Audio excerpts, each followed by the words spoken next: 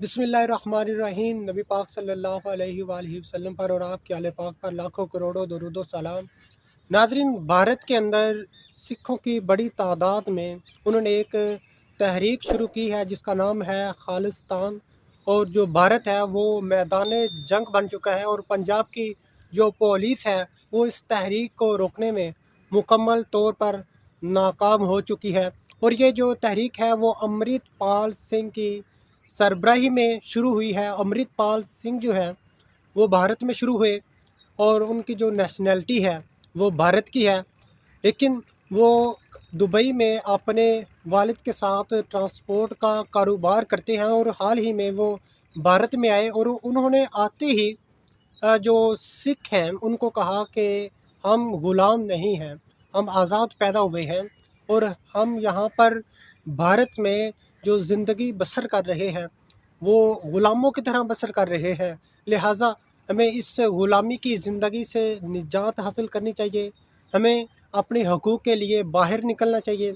और उन्होंने इस जो सिख भाई हैं उनसे बात की, उनको इस बात पर मुतफ़िक किया, राज़ी किया और उन्होंने उनकी बात को माना और तहरीक जो है वो शुरू कर दी जिसका नाम है खालिस्तान।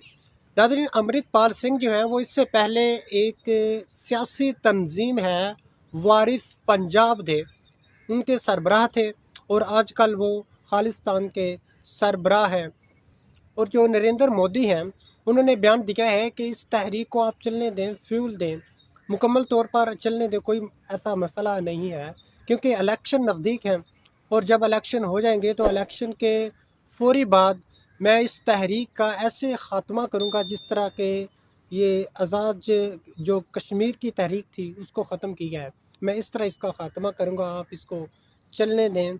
नाज़रीन, भारत में सिर्फ ये तहरीक नहीं है, मुसलमानों की तहरीक नहीं है, भारत में और भी बहुत ज़्यादा तहरीकें, तकरीबन एक रिपोर्ट के मुताबिक 70 के नज़दीक भारत में तहरीकें हैं जो आज़ाद मुल्क हासिल करना चाहते हैं, जिनमें खालिस्तान है, आज़ाद कश्मीर है और भी काफ़ी तहरीकें हैं जो अपना एक अलग मुल्क हासिल करना चाहते हैं। ये तहरीकें क्यों जन्म ले रही हैं, इतनी तहरीकें आखिर क्यों हैं एक भारत के अंदर, इतनी तहरीकों का मकसद क्या है? वो एक ही मकसद है कि हम अलग मुल्क हासिल करें और अपने जो अतवार हैं उनके तहज़ीब है उसके मुताबिक ज़िंदगी जो है वो बसर कर सकें। और जो हिंदू हैं वो मुसलमानों को नापसंद करते हैं, न सिर्फ मुसलमानों को बल्कि सिखों को, ईसाइयों को और दीगर मज़ाहब से जो ताल्लुक़ रखते हैं उनको नापसंद करते हैं और उनसे नफ़रत करते हैं। और आए रोज़ कत्ल व गारत भी हो रही है, आए रोज़ मुसलमानों के जो मसाजिद हैं उनको शहीद कर रहे हैं, न सिर्फ शहीद कर रहे हैं और भी बहुत कुछ आए रोज़ गुस्ताखियाँ भी कर रहे हैं। और इस वजह से भारत में बहुत ज़्यादा जो तहरीकें हैं वो जन्म ले रही हैं। ये और जो नरेंद्र मोदी हैं वो भी ऊँचे हथकंडे जो हैं वो इस्तेमाल कर रहे हैं जिस वजह से तहरीकें जन्म ले रही हैं। और अमृतपाल सिंह ने एक बयान दिया है कि मैं किसी भी सूरत इस तहरीक से पीछे नहीं हटूँगा, जो होता है हो जाए।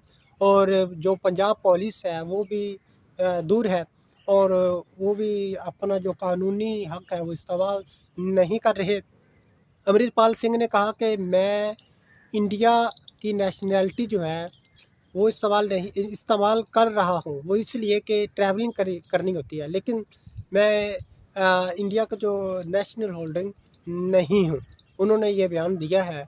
और इस तरह का जो तहरीक है वो तो अब जन्म ले चुकी है, आप देखें कि आगे क्या होता है और क्या नहीं। मज़ीद अमृतपाल सिंह ने बयान दिया है कि वो जब खालिस्तान अपना अलग मुल्क बना लेंगे तो वो अब लाहौर की तरफ बढ़ेंगे।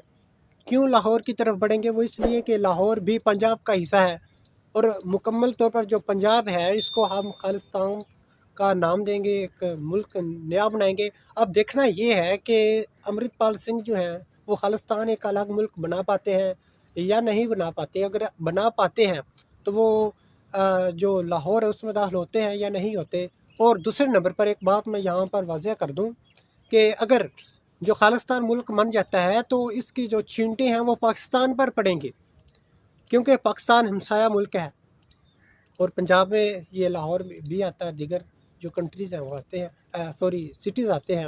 اب دیکھنا یہ ہے کہ اب یہ خالصتان ملک بن پاتا ہے یا نہیں بن پاتا، اور اگر بنتا ہے تو کس طریقے سے بنتا ہے۔ اور لاہور کو امرت پال سنگھ نے جس طرح کہا کہ میں لاہور میں داخل ہوں گا، تو لاہور کا اب دیکھنا ہے کہ وہ لاہور میں داخل ہوتے ہیں یا نہیں ہوتے، اگر ہوتے ہیں تو کیا طریقہ کار ہوتا ہے۔ اس حوالے سے ہمیں اپنی قیمتی رائے سے کمنٹ باکس میں ضرور آگاہ کیجیے گا۔